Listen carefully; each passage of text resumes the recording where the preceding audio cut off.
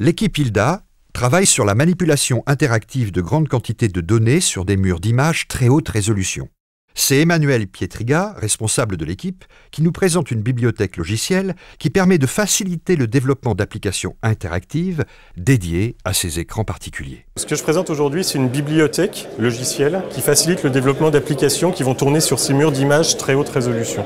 Alors quand on parle de très haute résolution, en fait, si on compare par rapport aux murs d'images existants qui sont basés sur des technologies de projection, si on imagine par exemple qu'on prenait plein de documents PDF et qu'on les mettait sur ce mur, donc je le rappelle ici, en fait, le mur que l'on a à Saclay fait 5,50 m de large. Donc imaginez qu'on prenne plein de documents pour pouvoir les visualiser simultanément. Si on utilisait de la projection, on aurait ce genre de résolution. Quand on s'approche de l'écran, on verrait du texte, mais on ne serait pas capable de le lire parce que le rendu n'est pas assez fin. Et en fait, ce que nous permettent les systèmes basé sur la juxtaposition d'écran LCD comme on a vu, c'est d'avoir un rendu beaucoup plus fin parce qu'on a une densité de pixels qui est beaucoup plus importante. Mais ça, en fait, nécessite d'avoir des clusters d'ordinateurs derrière pour piloter ces murs d'images. Et de ce fait, on a des problèmes de synchronisation des données, synchronisation du rendu, partage, et aussi de comment est-ce qu'on va interagir avec ces plateformes d'affichage. Et donc nous, on s'intéresse à faciliter le développement d'applications qui vont tourner sur ces clusters d'ordinateurs et donc pilote ces murs. Et donc ça nous permet notamment, grâce à la très haute densité de pixels que l'on a sur ces surfaces d'affichage, d'afficher des structures de données comme celles que vous voyez ici, très complexes au niveau de détail que vous voyez ici.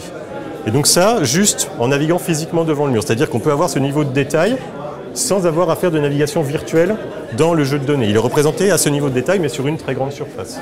Et donc ça pose des problèmes de performance graphique, de partage des données.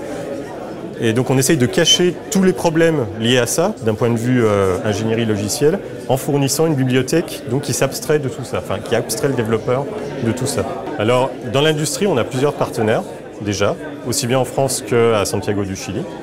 On travaille notamment avec l'industrie minière dans des systèmes d'information géographique, où on va faire du monitoring de l'état d'exploitation minière, par exemple. On travaille avec des astronomes qui ont de très grandes quantités de données sous forme d'images, dans ce cas-là, à visualiser et à interpréter de manière collaborative. Donc, en plus, au-delà des images, on va vouloir regarder des données statistiques, par exemple, associées à ces images.